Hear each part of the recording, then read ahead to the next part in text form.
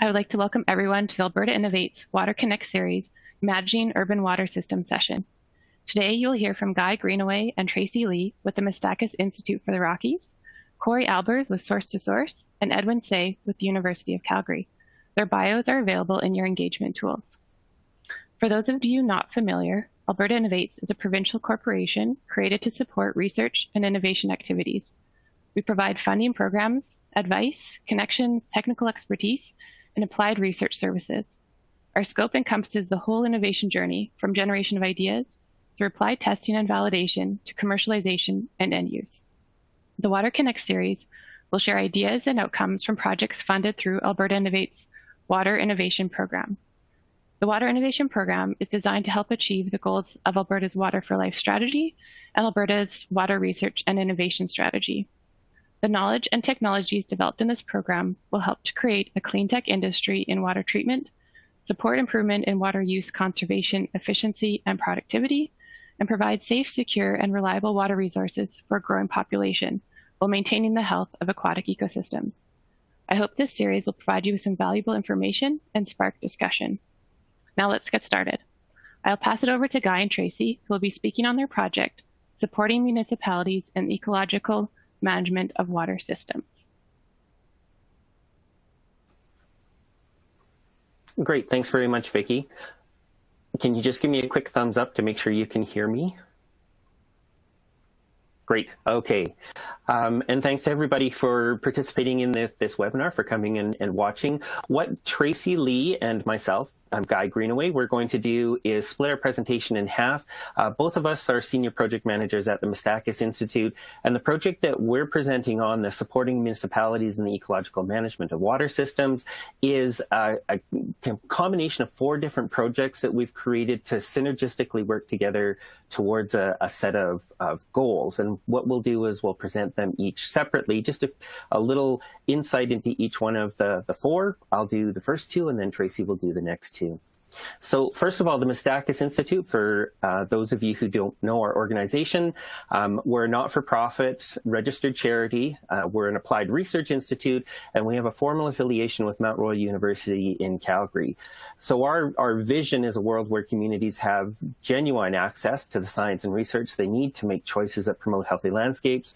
And the role that we try and play in that is to make innovative research accessible to communities and decision makers. And by that, we mean truly accessible, not just put out there on a website, but put in a form that they can use. And when we say decision makers, we mean everybody from federal government, provincial government, municipal governments, landowners, industry, whoever is making a decision that has an impact on the ecological health of the landscapes.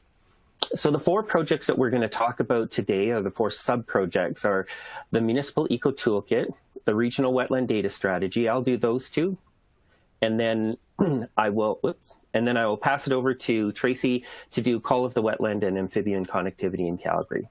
So like I said, we've started this off with a large project that brought together a number of different goals and a number of different activities, all working towards that healthy aquatic systems and doing that within the context of municipalities. So when we look at the synergizing goals, it's to increase municipal capacity to manage those natural and semi-natural water systems for ecological outcomes, to enhance the community knowledge of healthy aquatic ecosystems in those areas, maintain or enhance the natural and semi-natural water systems within municipal boundaries, and then ensure that all of that resultant knowledge, my slides keep moving ahead for me, ensure that all of that resultant knowledge and the tools are accessible to Alberta municipalities. So our focus is the province of Alberta. So the first one I'm going to describe is the Municipal Eco Toolkit. The context here is that, well, the value of natural infrastructure to municipalities, within municipalities, is increasingly well known. How you identify and maintain the natural systems that underlie your natural infrastructure is less well known. And lots of municipalities are challenged with trying to figure out how to do that. So our goal is to try and create an online toolkit for municipalities that would provide descriptions of a number of different municipal management tools that are available for maintaining natural systems. And we put them under 5 categories: protection, planning, practices, perceptions, and persuasion. And I only had to work really hard on one of them to turn it into a P. All of the rest of them fell in fairly naturally. So the first effort, our first phase, was to focus on the water system natural infrastructure and start to populate the tool with those kinds of opportunities for municipalities. So what we did was an extensive literature review, search of management tools, interviews with a variety of municipalities and municipal stakeholders, surveys, partner engagement, and all of that to try and determine what municipalities needed with regard to natural infrastructure tools.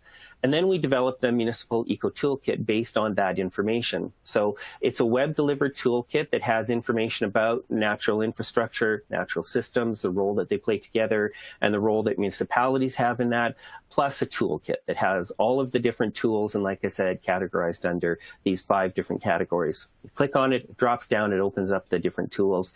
And right now we'll have all of the basic information for those tools available by the end of this month.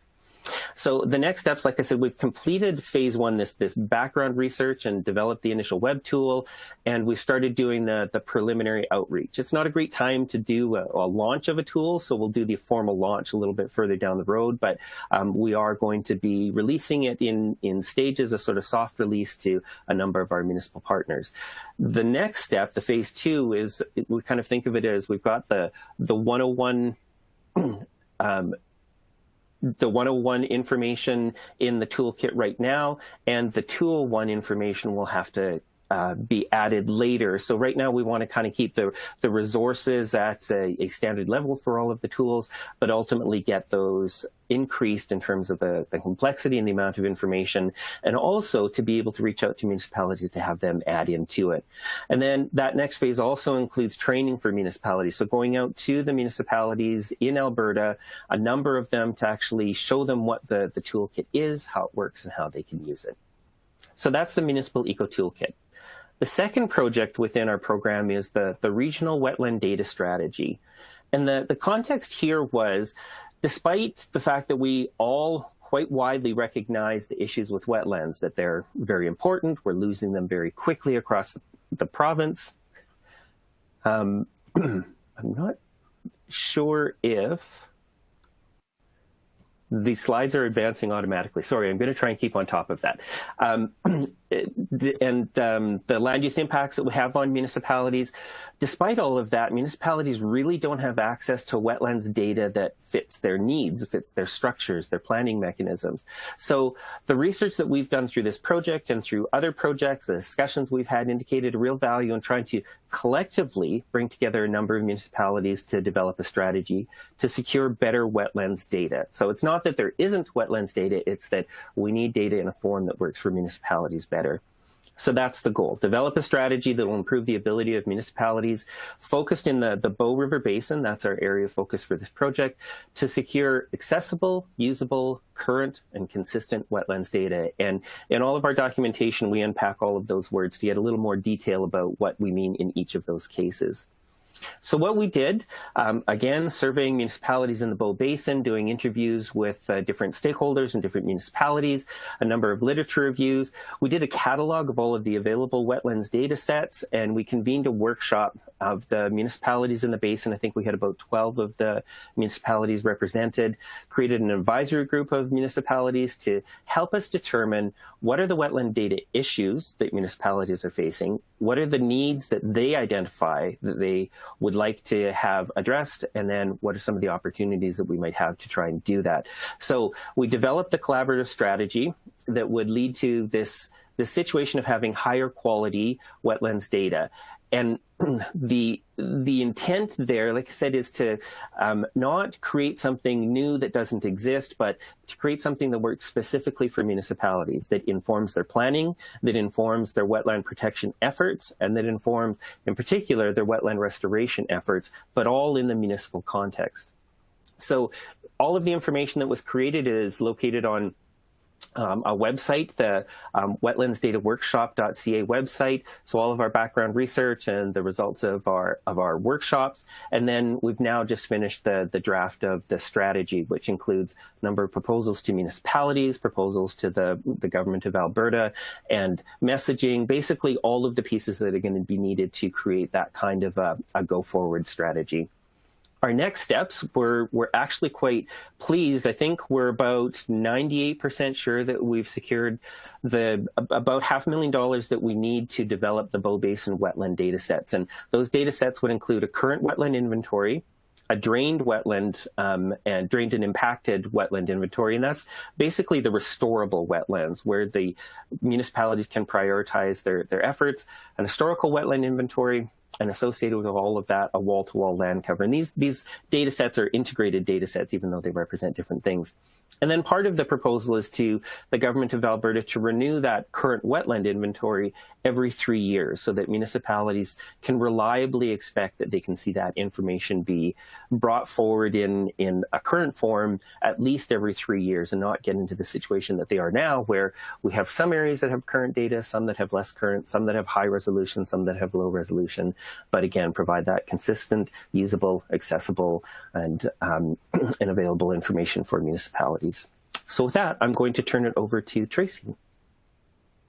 Hi, everyone. Thanks very much, Guy. So as Guy mentioned earlier, I'm going to talk about the Call of the Wetland program, which was a citizen science project that monitored amphibians in the city of Calgary. And then I'm going to talk about amphibian connectivity project in the city of Calgary, which stemmed out of the Call of the Wetland program. So the objectives of the Call of the Wetland program were to actually very simply understand from a biodiversity perspective which amphibians occur in the city and where they are occurring. And then the second goal was to engage Calgarians in urban wetland activity. So hopefully through experiential learning of monitoring at urban wetlands, they would get out and visit them, learn about them, and understand their incredible value. The methodology was that we picked 54 wetlands around the city of Calgary that are all publicly accessible. And we developed methodology for surveying at night and in the day. And we trained people on how to survey for amphibians. They would record their information through a smartphone application, and this was designed specifically for the project and enabled people to register for a specific wetland in a time period that they would survey. It would remind them of the identification of the species and the sounds of the different species that occur in the city of Calgary, and they could fill in whether they saw something or not during their survey. They were also able to take photos and record the sounds that they were hearing if they weren't sure what they had seen. So this was a 3-year project. So we had citizens out collecting for 3 full amphibian seasons. We had over 200 people participate, and they undertook over 1,000 amphibian surveys, which is quite remarkable if you think about it. Each wetland was visited 6 times per season for survey, and we observed 3 species in the city of Calgary over these 3 years: boreal chorus frog, wood frog, and tiger salamander. We did not observe 3 species that have historically been here: the Canadian toad, the western toad, and the northern leopard frog. The results, we took the results from these surveys, and we were able to do some occupancy modeling with the help of the Calgary Zoo. And we were able to identify terrestrial landscape variables that are important to the occupancy of amphibians. You'll notice I said terrestrial, and amphibians are aquatic and terrestrial species. We do not have aquatic data at the scale of the city to enable us to understand the aquatic component of our system. So that's a big data gap in the city of Calgary. However, through the terrestrial variables, we were able to create on the right there, the map showing you where the core habitat is for, in this case, wood frog. So as you're going from light purple to dark purple, the dark purple is increasing habitat quality. So those dark purple patches are showing you where the best terrestrial habitat is for wood frog in our city. So the key findings from this Call the Wetland program were that we still have 3 species remaining in the city of Calgary, but we have lost 3 that were historically here. Most of our amphibians are occurring around the outskirts of the city where we still have wetland habitat. I think that is not surprising to many of you. And something that we really learned throughout this project was that if we want to continue to make, if we want amphibians to continue to make their home in Calgary, then we need to maintain the natural habitat around the wetlands, that terrestrial habitat that's so important. And we need to ensure that they can move between wetlands. So that brings us to the next project, which was, well, how are they moving between these key habitat patches in the city of Calgary? So we had an advisory committee for this project made up of City of Calgary staff, the Calgary Zoo, and the University of Saskatchewan. The picture in the center is one of our survey wetlands that was developed just before we started the Call the Wetland program. And I think most of you that live in Calgary know this is a very common site. We are still removing wetlands at quite an alarming rate. The objectives of our connectivity program were to map the core habitat for wood frog, boreal chorus frog, and tiger salamander, to map connectivity between probable movement pathways between the wetlands, and to identify what we're calling, from a biodiversity perspective, keystone wetlands that are important in maintaining amphibian habitat and wetland corridors. Now, I put this in for all you people that are really interested in the process and the modeling methodology, but I'd like you to focus on the products on the far right. And so we used those results from Call of the Wetland to develop habitat suitability models, which identified our core habitat. And then we wanted to understand, how are the species moving between the core habitat? So that's the second product down, the connectivity models. We used an open source program called CircuitScape. And to run CircuitScape, you require two products. You require the patches that you want to move the animals to and from, and you require a cost surface, which is a grid that tells you how easy it is for the animal to move through each grid on its way to the next patch. CircuitScape runs the model to determine a series of random walks between your different patches. And so it helps identify where the best places are for movement on the landscape today. We did a lot of other things as well. I'm not going to have time to go into those today, but happy to share the report or talk to you about it later. So this is the result just for wood frog. Remember, we did 3 species. I'm showing you one very simple model just to give you an idea. It is at the scale of the city, so it's hard to see exactly what's going on. But this summary is kind of that connectivity is still occurring in where we have a large riparian system still intact, so Nose Creek, Beddington Creek, Fish Creek, or along the outskirts of the city where we haven't developed, or along our big transportation corridors like Stony Trail. But what's really interesting is when you zoom in on these maps, please look at the one on the left. It's actually the northwest, not the northeast, as the title says. And what's interesting here is the blue is showing you where you still have connections between the wetlands. And you can kind of see that as soon as you hit major crossroads, so we have good habitat along some of our big road systems, but as soon as you hit the crossroads, we have a barrier. So we've got kind of these little isolated patches of habitat and connected habitat for amphibian species. So our main findings from this project so far, and we're still working on summarizing the results, are that the connections are mainly occurring along our major roads. And remember, we didn't look at the quality of that habitat along the major roads from an aquatic perspective. But from the terrestrial perspective, we still have connections along our major roads, but as soon as you hit crossroads, they're acting as a barrier, and we're not providing them with an opportunity to cross those crossroads. Habitat predominantly still occurs around the edge of the city or along some of our major riparian systems. And we have very few examples where we actually consider wetland connectivity in our planning for new roads or developments. There's a great example where the City of Calgary recently put a road through the Pritis Slough, and they actually put a big culvert in the middle to enable hydrological connections still. So that's seen as a great example of trying to mitigate or enable the connections in the landscape from an ecological perspective. Guy and I would like to thank the following Alberta Innovates and the following funders and supporters for supporting the 4 projects that we presented today, and look forward to the discussion and hearing the rest of the speakers. Thank you so much. Thank you, Guy and Tracy. Great presentation. Now over to Corey Alberts, who will be speaking on his project, Saddle Ridge Stormwater Kidney Retrofit Project.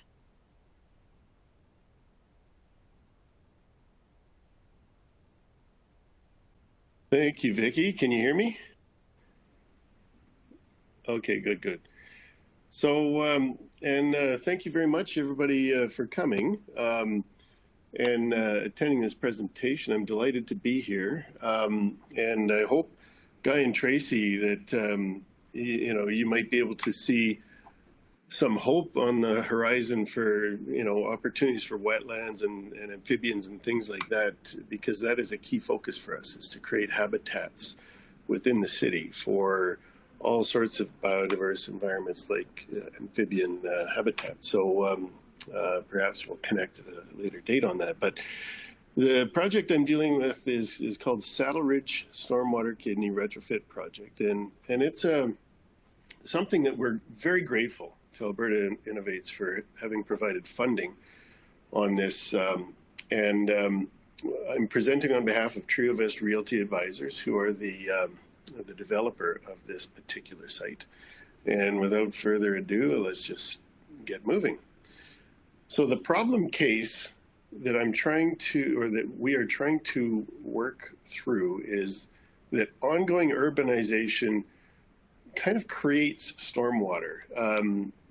Prior to urbanization, you've got soils and all sorts of materials in the landscape that absorb water, rainfall, and we don't necessarily have a lot of runoff. But urbanization creates a massive amount of additional runoff. And we need to better use and preserve that water, because if we don't, it causes enormous stress on small water courses like Nose Creek, Fish Creek. And that's just in Calgary. You know, every community in Alberta around the world has the same problems. But for us to better use water, currently it's a problem in the South Saskatchewan Basin because technically it's closed to new water licenses, and we can't actually use the water even if we make it very high quality because of this restriction. And we're hopeful that that's going to change sometime soon. But the fact is that we still have to move forward with generating a systemic approach to treating water so that it is higher quality, not just for community uses, but environmental uses. So we need inexpensive and simple solutions and it has to be a win-win for municipalities and developers. We can't have a developer-focused solution that causes terrible problems for municipalities, or vice versa. We can't have one that is focused on municipalities and basically costs an enormous amount for developers. We have to have something that addresses both, or else it's simply not going to be successful. And ideally, climate change resiliency is a key part of it. And we are doing actually both of these: win-win for municipalities and developers, and climate change resilient. We also need safe water. And in this case, safe water, I'm talking about low human pathogens, because we simply won't use what we don't trust. That water has to be safe for use as direct, spray irrigation on the landscape. People have to be able to be exposed to it without a high risk of becoming sick as a result. And sick is different from human pathogens compared to having low levels of other contaminants that are chronic exposure. It's the dangerous acute exposure of single time from pathogenic organisms in water that is the real problem. And we need reliable produced water. At least 16 weeks of the year, we need some practical use of the water. It can't be just a day or two at a time and then weeks without it. That's not going to be a practical solution. So what we've come up with is we've called the stormwater kidney. And I'm going to talk about two different kinds of operation here. One is normal operation, and the other is storm event management, which is only occasional operation. Now that may sound strange because it's a storm pond, that normal operation doesn't actually involve storms. But think of it. You have a storm and then you have days or weeks between storm events. So normal operation for a storm pond is not having a stormwater inflow. And that's where we can take advantage of these large amounts of time and the opportunities to engage in biological processes to cleanse water and make it usable. So in normal operation, we take water from the main pond body in the center, and we pump it up to an elevated area where it flows through a treatment wetland horizontally first, and then into a vertical flow biofilter. And then in the vertical flow biofilter, we go down vertically through a granular media, and we can extract water and harvest it at the bottom. And that's the highest quality water in the whole facility. This is where we expect the human pathogen counts to be quite low and acceptable for direct irrigation without any further treatment. And whatever we don't harvest from the bottom, it simply gets circulated back to the main pond body, going through a variety of ecological habitat zones that we create and construct, so that we're constantly cleansing that water. Now, and we still have to be able to manage storm events. So the point is here, we have stormwater entering the sediment clarifier, and coarse particles settle out in the clarifier. And the key thing here is that we need to extract all the particles that could otherwise smother the sensitive ecological environment that we've created. Now, we can't take out the very fine particles in the sediment clarifier, but that's okay, because fine particles in turbid water is exactly what wetlands are well designed to provide cleansing functions on. That's okay. We just can't smother them with the coarse particles. And we have a number of successful antecedent projects that we've constructed over the years that have informed all of this process. And these are just good examples, and Guy and Tracy, I hope you can imagine that these would be just fantastic amphibian habitats that we're actually creating in constructed environments. So this type of a process and approach works for both new development and retrofits. I'm here to talk about the retrofit opportunity, but it's easier to sort of tell the story of what it's supposed to do if I show you what it is in terms of new development and compare, a thought exercise of what you would do in a new development situation if you take a conventional approach compared to a stormwater kidney approach. Now, I've got two images on the screen, one being conventional pond on the right and stormwater kidney on the left. I want you to understand that these are in more or less in the same, in exactly the same footprint for the land that would be allocated to it in a development. So I'm doing this to show that in this exact same land allocation, what would we do in a stormwater kidney compared to a conventional pond? And even though we have way more open water on the conventional pond on the right, you may be surprised to know that on the left-hand side, the stormwater kidney can store far more water than the conventional pond, and offers a great deal of other benefits that reduce cost and make a desirable space for people to engage in and habitats, all within the stormwater kidney. So how can we create more storage in the same space? It's basically, we're taking advantage of the fact that ponds have two types of storage. One is active storage and the other is passive storage. Passive storage is basically what's sitting there between storm events for when there's a week between storm events. That's what's left over in the pond. Conventional ponds have a large amount of passive storage, and we've recognized that passive storage is actually not being well utilized between storm events. So what we've done is utilized this low power recirculation pump to draw water from the passive storage environment, pump it up to this treatment environment so that we can harvest that at a very low rate, which allows over the course of a year to fully manage all of the water in the pond. So we're creating a lot more active storage by having a much greater vertical range of water surface elevations, and dramatically reducing the amount of passive storage in the end. So I've got the illustration of cross sections here and some numbers on total excavation for each. And long story short, the stormwater kidney has, in this example, 30,000 cubic meters less total excavation, even though it has 30,000 cubic meters more of active storage compared to a conventional pond. There's a number of other benefits that play into the dynamics for developers and cities, but another time, we don't have the time to go through that.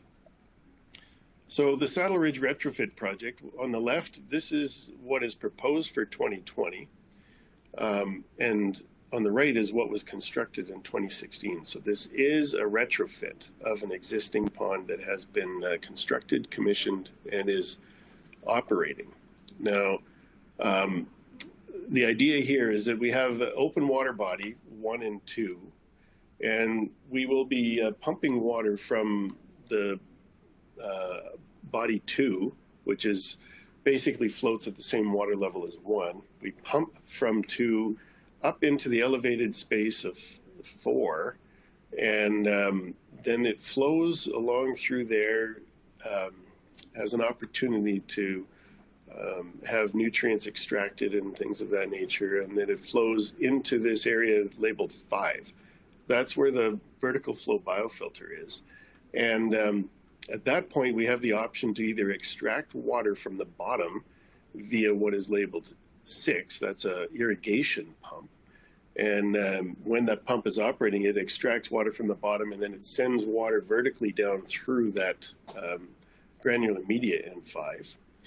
But if we don't extract any water from 6, then it simply passes over top of 5 as though it's like a horizontal flow wetland, and on, so that we can extract water from point 7, which has not gone through the vertical flow biofilter. But this is the dewatering location where we're extracting water to send to the outlet, and that's where we draw the water level in 1 and 2 down below what we call the gravity normal water level. And gravity normal water level is exactly what the pond is operating on right now. But we have the opportunity to draw the water level down to what we call the pumped normal water level. And that's where we gain all this additional storage. Pumped normal water level is drawing it down far below what it would be if we don't have the pumping system. And we're able to manage the nutrients in here much more effectively. So grading was completed in 2019. This is a photo I took in March of 2019. And plan for 2020 is the underground infrastructure construction of pipes and all the pumping systems. Plus, we're going to be doing pathogenic organism removal testing, and that's going to be done by the University of Alberta School of Public Health. So the key benefits here: low cost maintenance, low cost to build. It actually, we're finding it typically costs less to build these than conventional ponds because of all sorts of reasons, not just the lesser excavation, but also the size of the outlet pipes get dramatically smaller, and they don't have to be as deeply buried. And low-cost maintenance, because it's more or less a natural system that once you establish the plants, you just let it sit. It becomes more or less a completely self-sustaining natural space, full of amphibians, Guy and Tracy. So low power, off-the-shelf recirculation pumps is what we're using. And when I say low power, for some of our systems, we're using no more power than the type of fountains you might see in the middle of an existing storm pond. This is the kind of low power we're talking about. So it's really, truly recirculation. It's not, high capacity lift station type pumps. We do not use chemicals, and we are able to achieve water treatment that provides ecological and aesthetic value. Now, this last point is interesting because normally when you have a treatment system, you think of it being maintained by water treatment plant staff. Well, that's not the people that maintain this. It's people with landscaping skills. It could be landscaping contractors, gardeners, things of that nature. These are the people that maintain this type of treatment system instead of being highly trained water treatment plant staff. Now, here, the next one, low human pathogens in produced water. That is a key benefit, and that is, critically important to making sure that we're not requiring the type of skill sets for water treatment plant staff. University of Alberta School of Public Health is going to be testing the system in September 2020 to ensure that we can make the type of claims that we hope are acceptable in stating that we can produce irrigation or human recreation contact water directly from the harvest point at the bottom of the vertical flow biofilter, even if up to 10% of raw sewage enters the storm pond in the incoming stormwater. Now, these are lofty goals, but we believe it's very achievable, and that's what the testing is supposed to bear out here. The testing is partially funded by the Alberta Innovates funding here. And we have increased storage, flood and drought resilience. What we're finding in all these projects that we're working on is an amazing increase in flood and drought resilience. The low flow water harvesting for very long periods of time, it's not just for human use, it's also for environmental support. We can create the type of low flow environmental support conditions that are beneficial for wetlands and other things, or we can use it for irrigation or community fit for purpose uses. Now, these new projects, I'm just showing 4 here, we have others, but all of these projects came after we started this project and got the funding with Alberta Innovates for the Saddle Ridge project. So these projects may not have come about in this way without the funding by Alberta Innovates. So thank you, Vicki. This has been a wonderful opportunity for us to provide leadership in this environment. And so on the left, the image there is one that we have going in Chestermere. We had Qualico was the developer partner there, and we have a partner in Magna Engineering Services for the engineering part. And in the middle, we've got a couple of Brookfield projects also being done with Magna Engineering Services and LBC consultants. And on the right, we've got, so the middle ones in Brookfield are both in Calgary. And on the right, we have a Cooley Ridge project, which is in Medicine Hat, and that we're working on with George Harris Collaborative on the environmental design and landscape architecture, and Sheffer Andrew. All these are turning out to be wonderfully innovative and exciting projects. And quite frankly, these may not have been at all possible without the support from Alberta Innovates. So it has been wonderful working on these projects, and I'd be very happy to take any questions when the time is right for answering questions. Thank you so much for the time, contributing time to see these presentations, and I will turn it back over to Vicki. Thank you so much. Thank you, Corey. Really exciting to see the new approach to stormwater design, something that has seen a lot of change in the last little while. Just a reminder, there's the Q&A box. You can enter your questions. We'll have a Q&A session at the end for all of the speakers, so keep sending in those questions. Also, the chat box is there to discuss the topic of the session. Now I'm going to pass it over to Edwin Say. He will be speaking on his project, Assessing Water Connectivity in Rural and Urban Watersheds for Improved Water Management.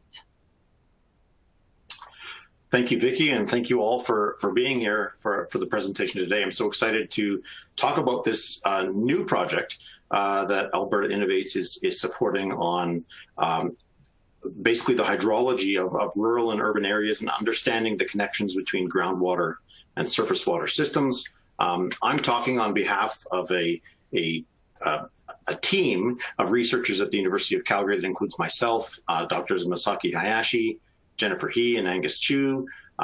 We have a couple of MSc students already started on the project, Sean Elliott and Sam Johnson, and there'll be several more graduate students and postdocs working on this as well.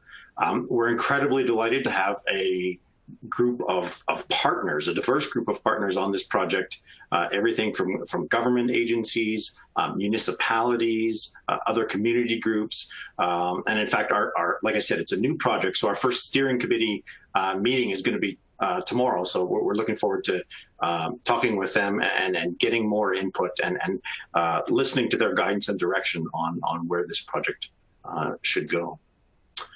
So our hope is that the project in a nutshell is basically trying to support sustainable water management by understanding all of the connections between surface water, and with surface water, I'm including stormwater in that between surface water and groundwater in both rural and urban settings. So that's the what we're looking at. Like I said, it's a new project. We're getting started this summer.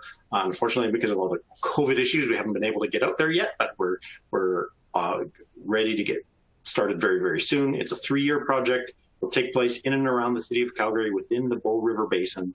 And we're really trying to leverage wherever possible existing studies or existing research. So for example, on the bottom right-hand picture, here you see a facility in the town of Okotoks. This is a bioretention research facility, and I'll talk a little bit more about that later in the presentation. The drivers for this project are varied, but it really comes down to intensification. Increasing population and urbanization is putting pressure on water resources. And that pressure is being responded to as we try to develop water management plans. How do we do that in an appropriate way? How do we develop resiliency to floods and droughts? So for example, in the bottom right picture, that's the 2013 flood in Calgary. And we know in urban settings, we tend to be prone to this flooding because of the differences in hydrology between that and a rural setting, as you see in the top right picture. And so there's hydrological knowledge gaps that we need to fill there. We also are looking at this, of course, in the face of climate change and land use change. And especially in the urban setting, it's a drastic change in land use. So a lot of urban environments are moving towards low impact development, and I'll talk about that, explain that a little more later as well. So the fundamental basis for a lot of this work is the water budget or water balance. So we know in any system that we define inflow minus outflow will equal the change in storage in that system. So for example, for a groundwater system, that might be groundwater recharge coming in, groundwater pumping, leaving, groundwater discharge, going to a stream or river, and the balance of those is the change in storage, which would be reflected in a water level change. And throughout those systems, we have intimate connections between groundwater and surface water that are very important for us to understand. And they can be quite complex. So in this diagram, for example, we could do a water budget at a smaller local scale in a recharge area. So balancing precipitation and evapotranspiration. Some of the water coming down might infiltrate, other water might run off. And if that infiltration extends past the root zone, it might become groundwater recharge. If we look at the other end of the spectrum, sort of towards the right-hand side, we might have groundwater discharge to a stream or river that supports base flows, supports the ecology in those systems, as we've already heard. But we often think of them in relatively simple terms as it's just groundwater discharge coming in. But there's a lot of variability. There's variability spatially. The same stream might be gaining water in some parts of it and losing water in other reaches of the stream, or it may vary temporally through the seasons, gaining it some parts of the year and losing it other parts of the year. So we need to understand those connections throughout the system. And then, of course, if we layer on top of this an urban environment, so the increase in urbanization adds impervious surfaces like pavement, sidewalks, the roofs of all the buildings, that decreases the amount of infiltration, increases runoff potential, results in flashier, what we would consider the stormwater responses. So again, it's important to understand all of the connections between surface water and groundwater at all points in the system if we're going to truly deal with these sorts of systems. And one way that people have been dealing with them is with low impact development. And really what that is, it's a strategy to improve stormwater management by trying to mimic the natural environment, by reducing those impervious surfaces, by promoting the movement of that water infiltration into the subsurface, vegetating these areas so that you get increased transpiration. And of course, that might provide some level of water treatment. So there's a water quality benefit here as well as an ecological benefit. And there's a variety of approaches. So the bottom example diagram here is just what you might consider a bioretention or rain garden type system, but there's other designs, green roofs, permeable pavement, and so on.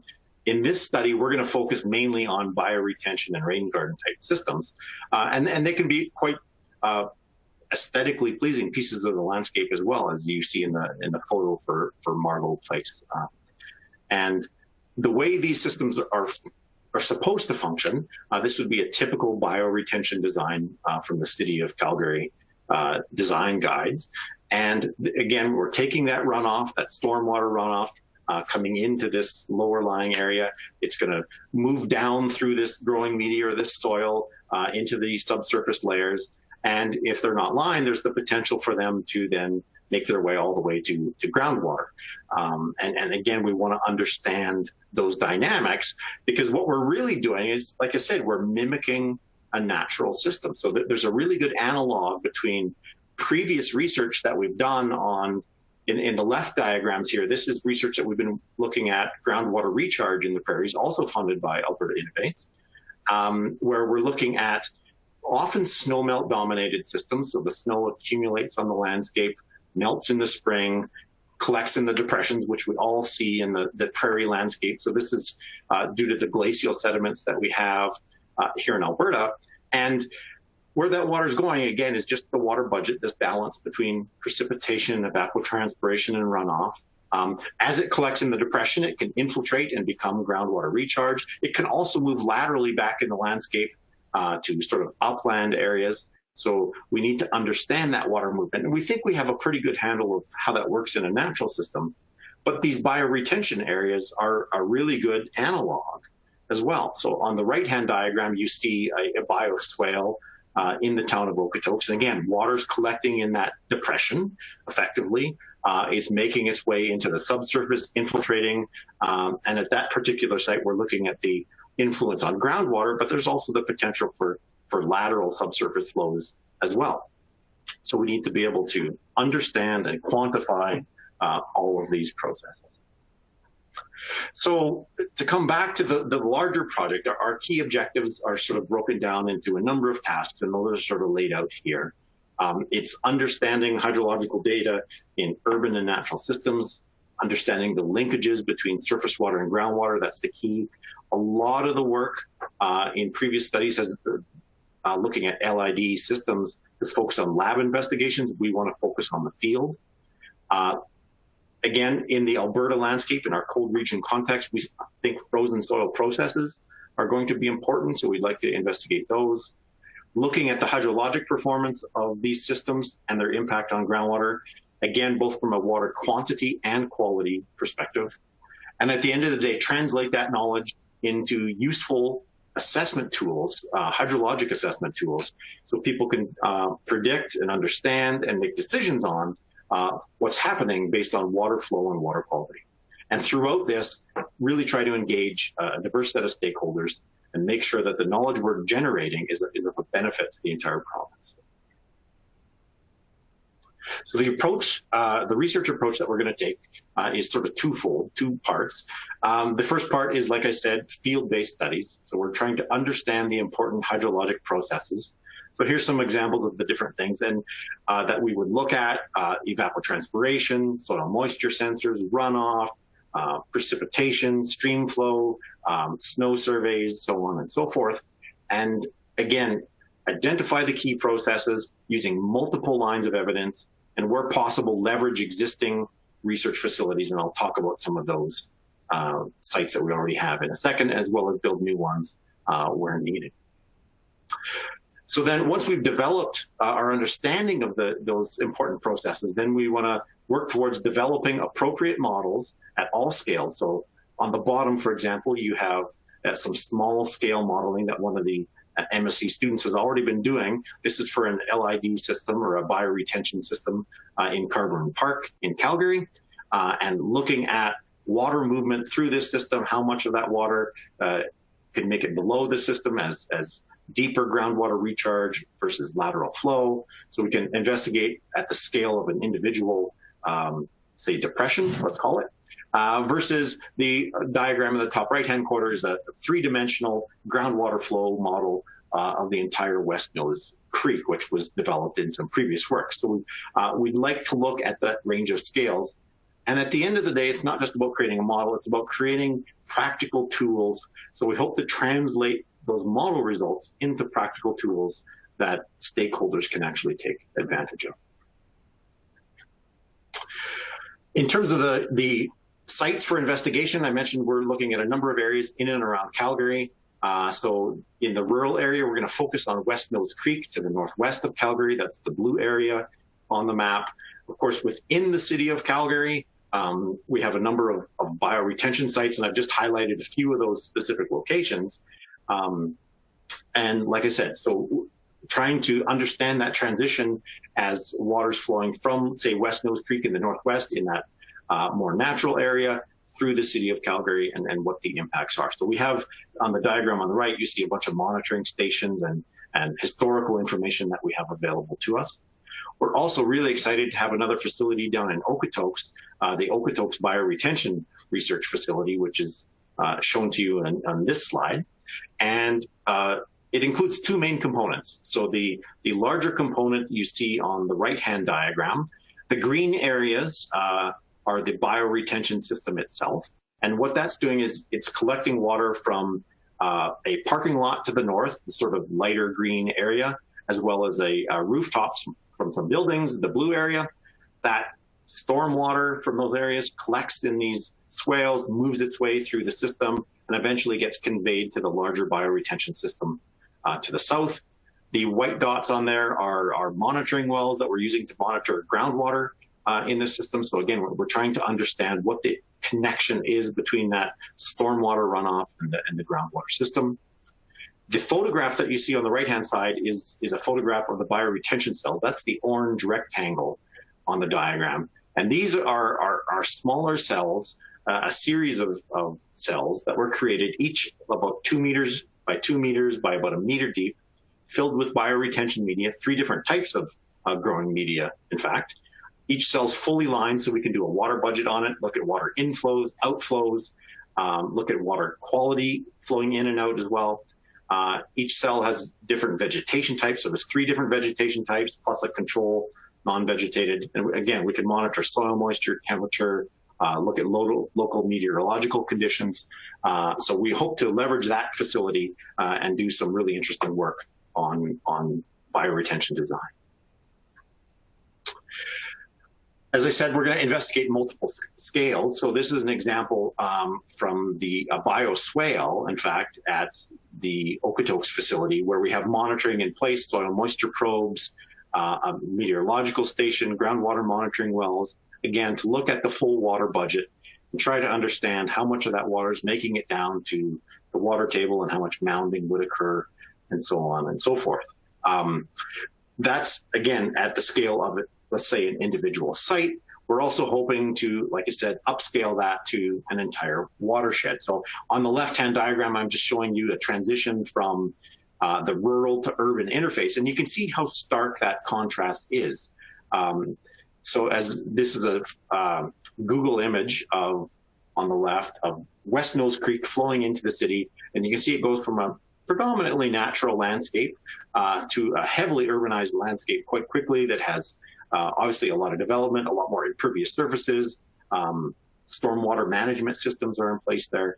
So it'll be important for us to try to understand how that transition changes and what that means for things like stream flow, permanent versus non-permanent streams, wetlands, and the like, in both that as we transition from sort of a pre-development to developed condition. On the right-hand side, we've got a diagram of some citizen science that's been occurring. So this is the Rocky View Well Watch, and it's a series of landowner wells monitoring groundwater conditions, again, throughout this landscape. So we have access to that, and we've been involved in that previously. So the idea is to leverage as much existing information in these areas as we can and help us to, again, predict the hydrological processes that are occurring. Based on previous work, we think seasonality is important. A lot of the studies on LID and bioretention designs have been done in more temperate climates. So we want to focus on the climate of Alberta, which we know has a lot of seasonality. And that work, like I said, has often focused mainly in the summer period. Whereas we think the winter and the spring period in particular are going to be particularly important in terms of water movement through these systems. So it'll be a full 365 days a year of monitoring these systems and trying to understand these seasonal processes and incorporate them into those hydrological models that I talked about. Within that, we think frozen soil is going to play an important role. We know it does in the natural settings. We've seen that. So, for example, the photograph here you see is the landscape just north of Calgary. And again, in the spring, where does that snowmelt partition do? Does it infiltrate into the ground? Does it flow laterally into a depression? Once it's in that depression, does it evaporate or does it infiltrate into the subsurface and become recharge? Part of this process, we think preferential flow is important. Macropores, which are just larger than normal pores, often created by root holes, desiccation, weathering, those sorts of features. And these happen and will develop through time in these bioretention cells as well. So what role do they play in all of this? So at the end of the day, the project outcomes are listed here. And on the left-hand side is mainly the scientific focus here. So understanding, like I said, hydrologic function, pre and post development, developing new tools and hopefully useful tools for trying to mitigate some of these development impacts, advancing our understanding of LID designs specific to the cold and arid region that we have here in Alberta. And at the end of the day, providing a scientific foundation for sustainable water management. That's really what we want to try to do. On the right-hand side, training and skill development, that's really about building innovation capacity in the province, making sure people have the skill sets that we're going to need to do better prediction in the future to deal with things like droughts and floods and changing climate and land use and all of these factors. And like I said at the start, interagency collaboration is really important. And again, I want to highlight the different groups that are involved in this project already. We want to engage the stakeholders. We want to engage the broader public and the community, try to encourage this interagency cooperation, whether that's through sharing of data, sharing of monitoring sites, whatever it is. And then again, at the end of the day, transfer the knowledge that we've gained to stakeholders in an appropriate fashion that they're able to use for their own decision making. So with that, I thank you so much for your attention, and I will pass it back to Vicky. Thank you very much, Edwin. It's really exciting to see where the research is going, and it'll be great to get updates as the project progresses over the next 3 years. Thank you also to all 4 speakers. Really exciting to see the different perspectives that each project takes to advancing and supporting water management in urban areas. Really also neat to see the connection between the projects and how they support each other. So we'll move over to the question and answer now, and you can continue to submit your questions as we go through this part of the session. If we don't get to it, we will try and answer it later in email, so continue to submit those. We'll give Edwin a break here, and we'll start with a question for Guy and Tracy. The first question here is, DUC and ABMI announced in early June that they have collaborated on a 3-year wetlands mapping project for the entire province of Alberta. Will Mistacus be tapping into this new data once available?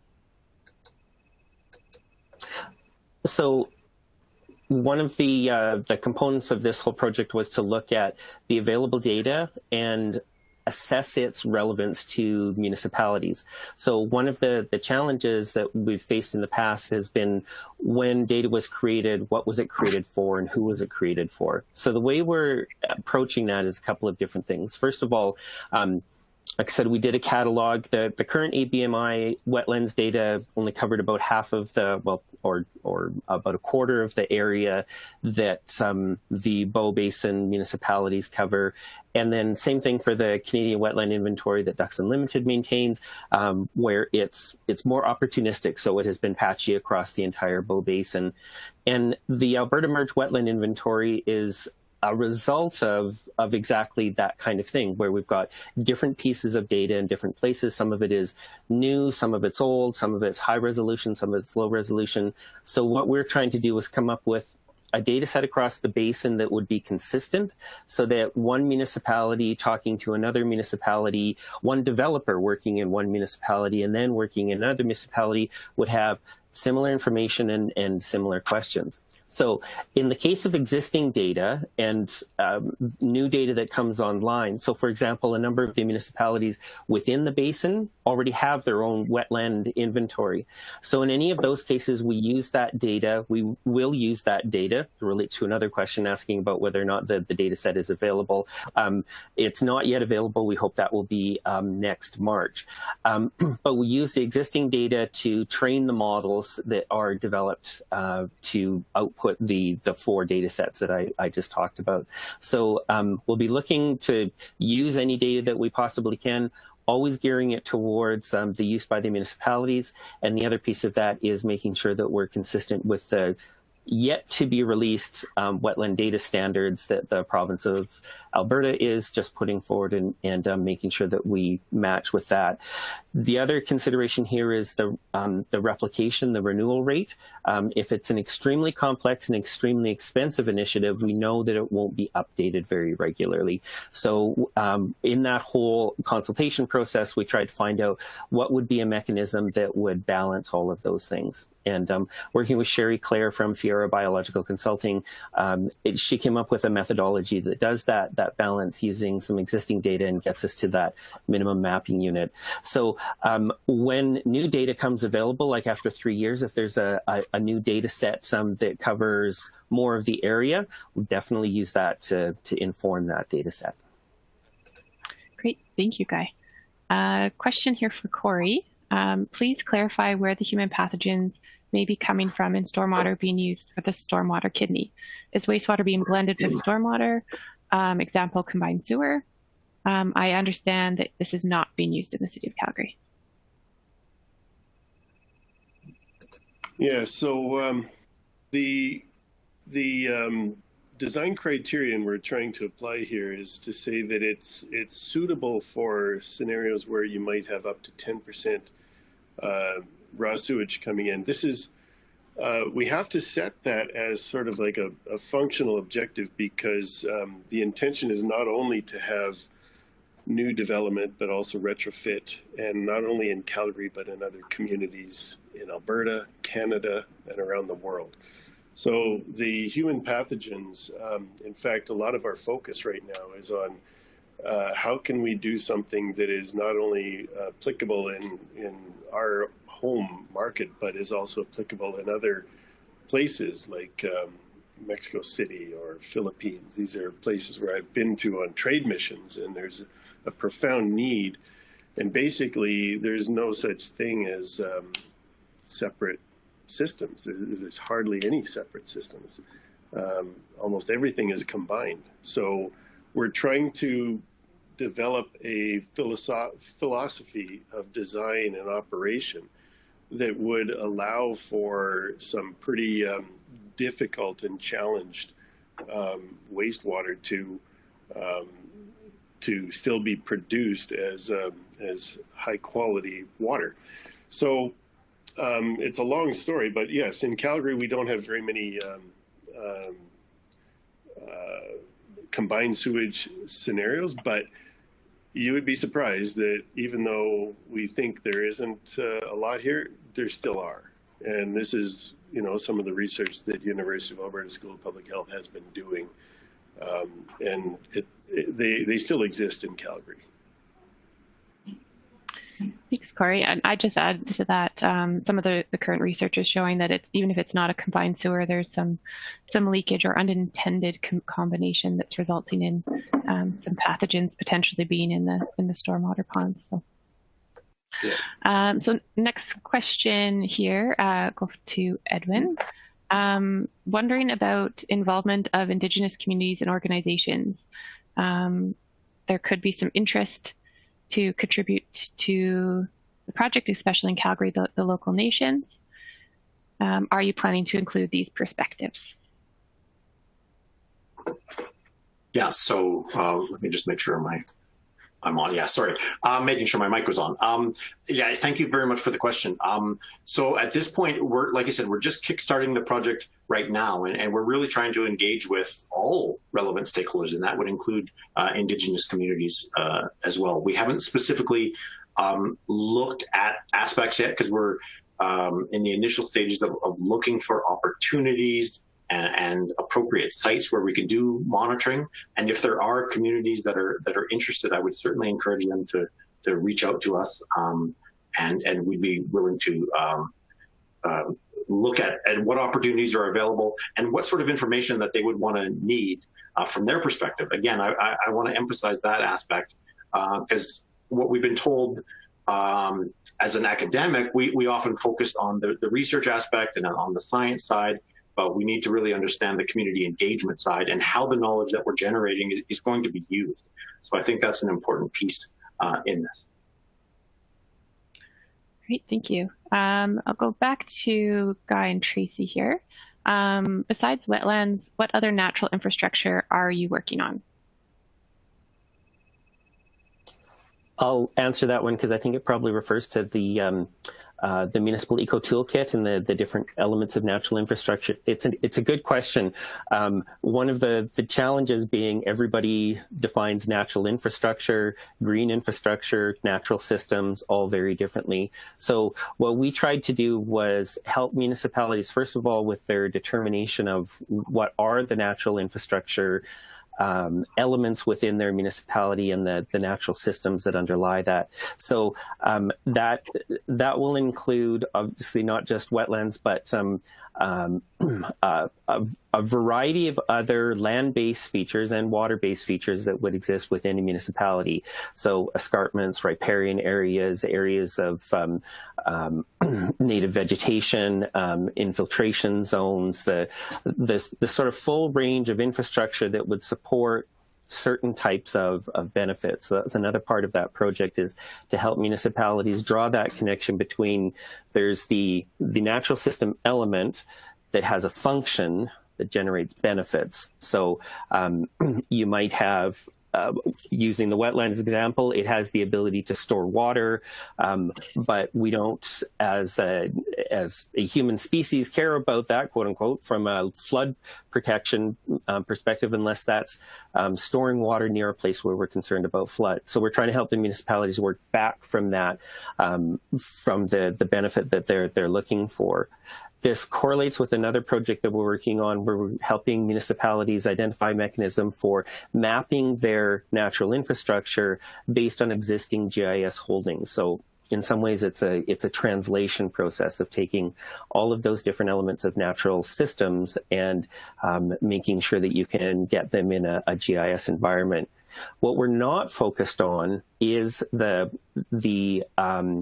heavily engineered components of that whole discussion. So what's sometimes called the green infrastructure, where you are not maintaining a natural system that provides benefits, but you are mimicking natural functions, or you're creating systems. So we're not saying that that's unimportant. We're just trying to help municipalities in this step identify the tools that they can use to maintain those broad natural systems. I hope that answered the question. Thank you, Guy. Go back to Corey here. If the design has relatively little passage, storage, depth volume, won't the passive storage volume tend to heat up more compared to conventional pond, possibly leading to water quality issues during extended dry periods? Yeah, so when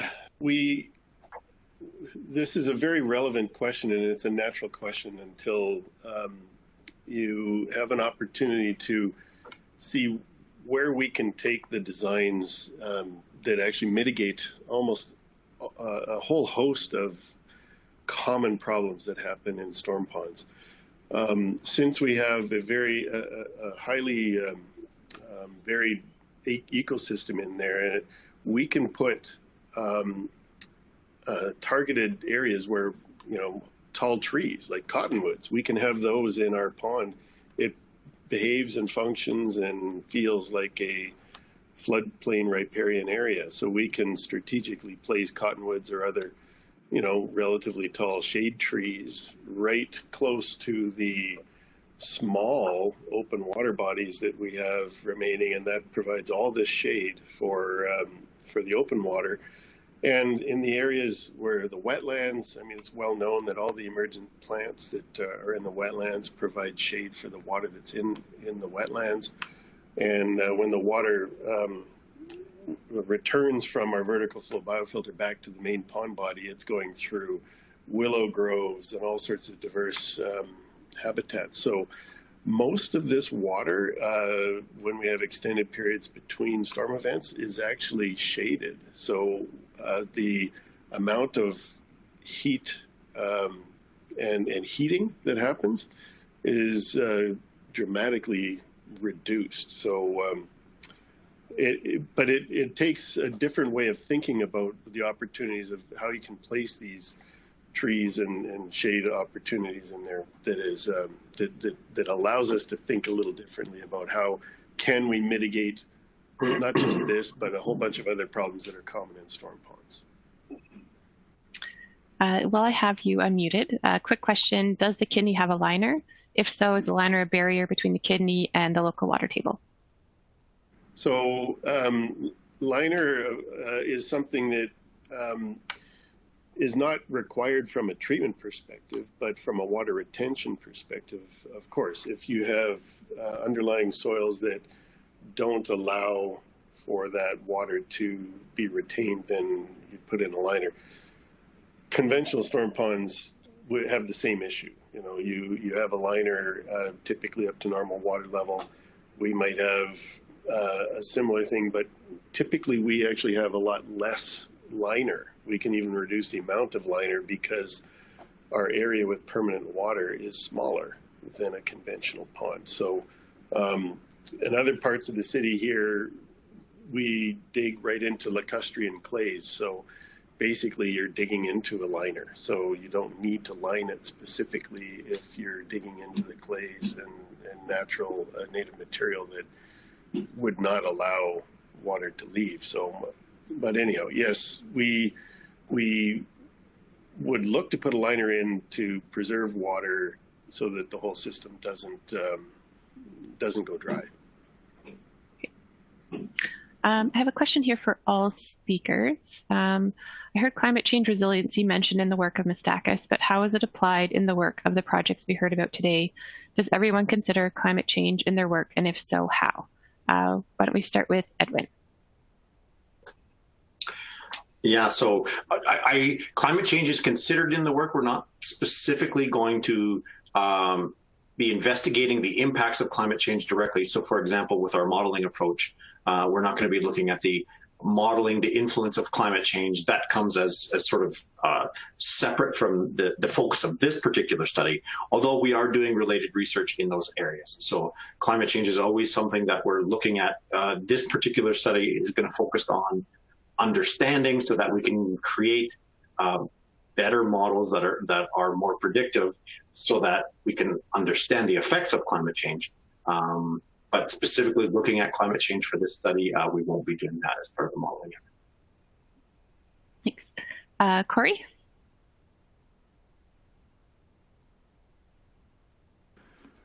Yeah, climate change figures very deeply in our thought process. In fact, this project we're working on in Medicine Hat has a very specific two-basin integrated system where one of those basins is part of the stormwater kidney.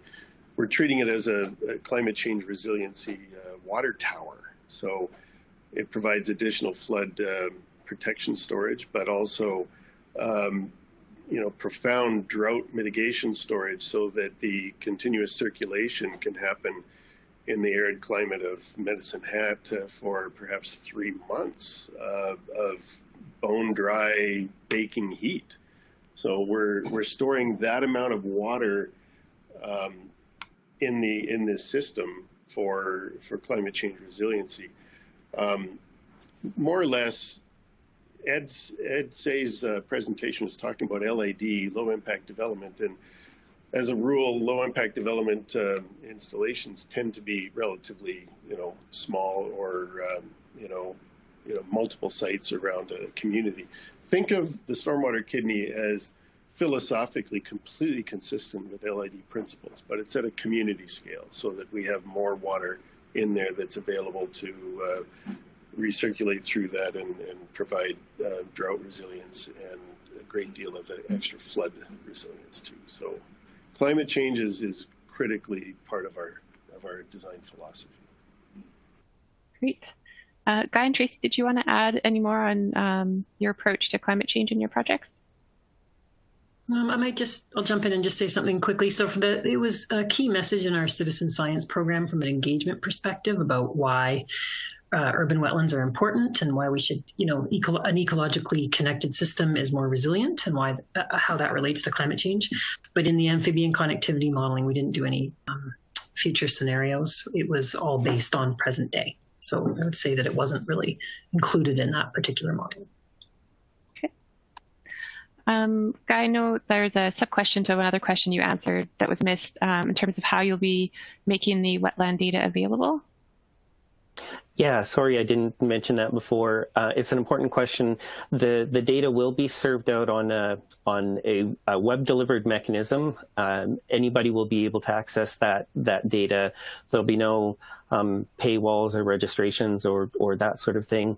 And one of the things that speaks to is the accessibility of the data around the landscape. And there's a question about connections to First Nations. So we had some interest from a variety of different other people, federal lands, irrigation districts, First Nations, others who were looking at this municipally focused project and asking about it.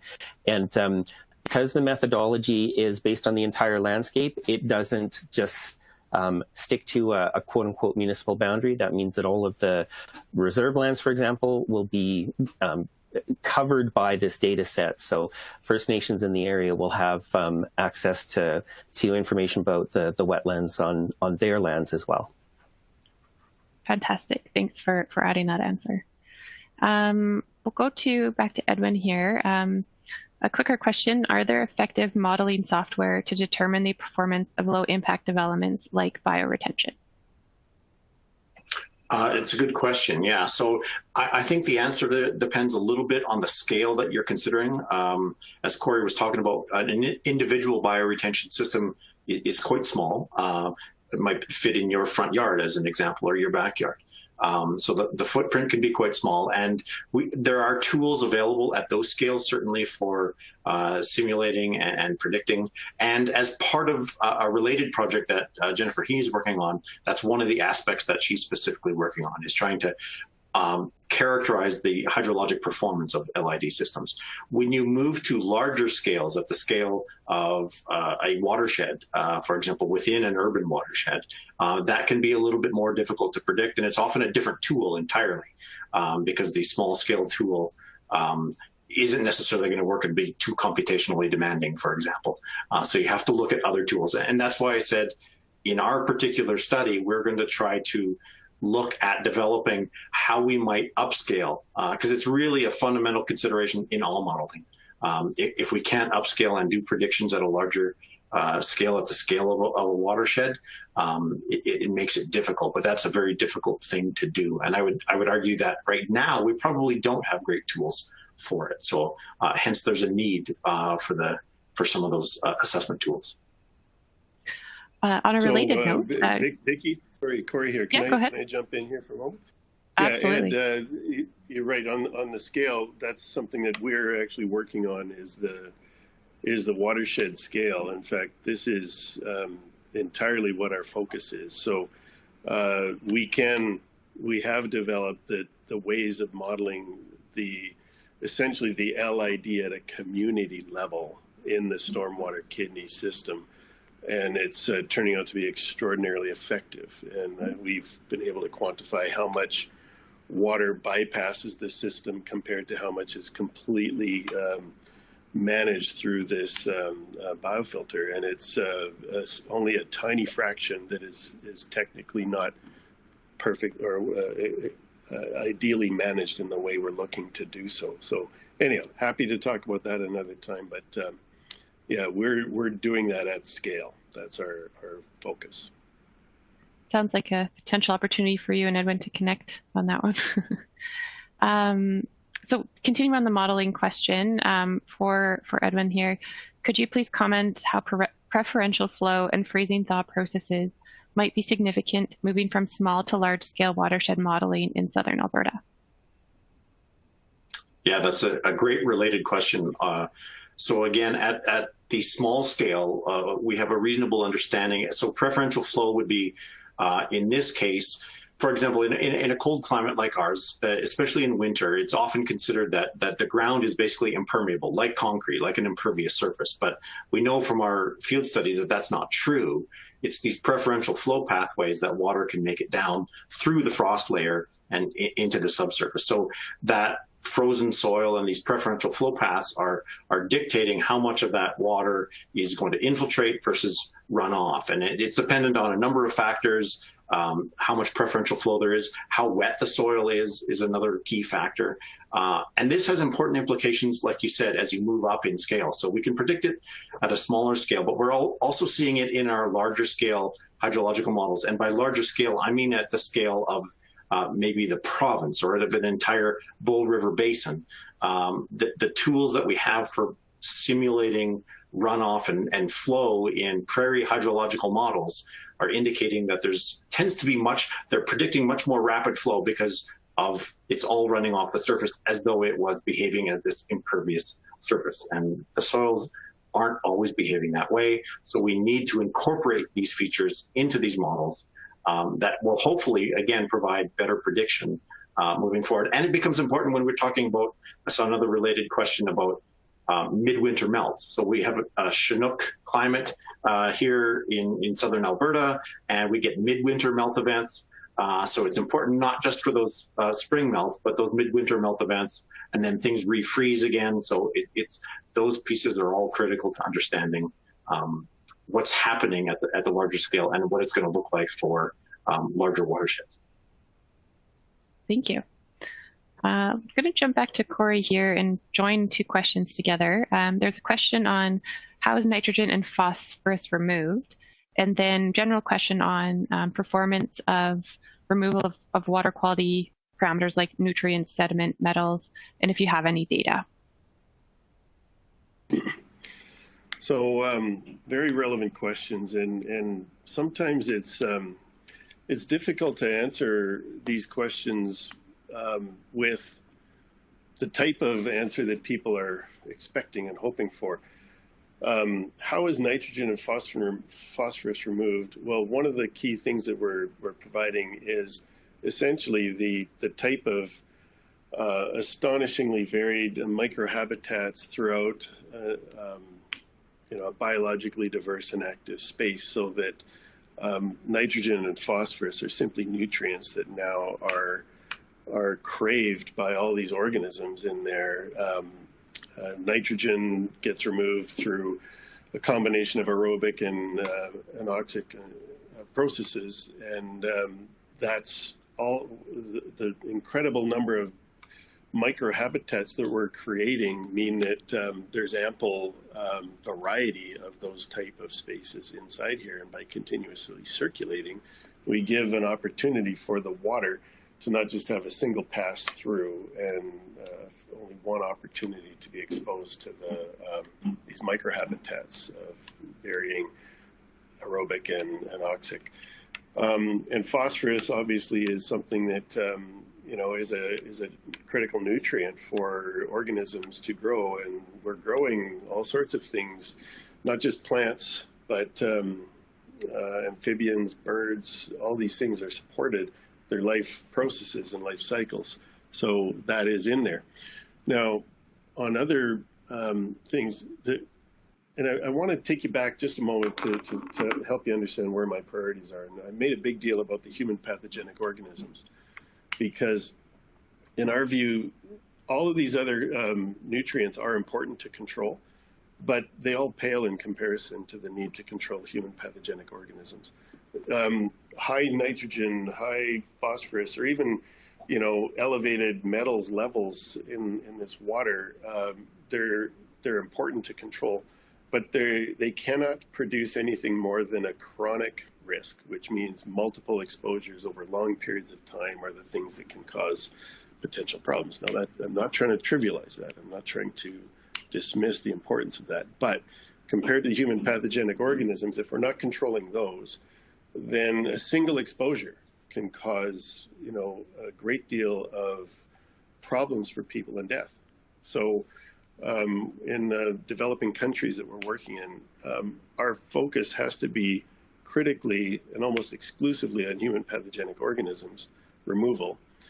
And the presumption there is that by doing a great job there and creating an enormously diverse habitat that can control these pathogenic organisms, we will, by default, also be creating an environment that will be effectively removing these nutrients and other contaminants.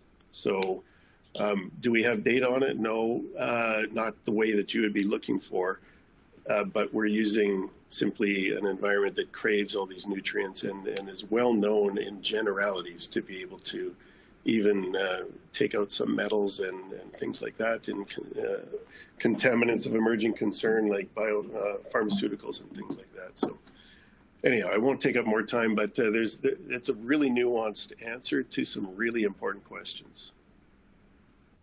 Thank you. We could do one last quick question here for Edwin. Would you be interested in expanding your monitoring research to Edmonton, where soils and climate are different? The real short answer to that is absolutely yes. We want this to be province-wide. We think it's important that we understand them, and certainly Calgary and Lethbridge and Edmonton each have different climates, but they've also got a lot in common between them in terms of how they function. So we're focusing in and around Calgary because, well, first of all, that's where we're physically situated, gives us closer access. It's also where a lot of our historical work has been done.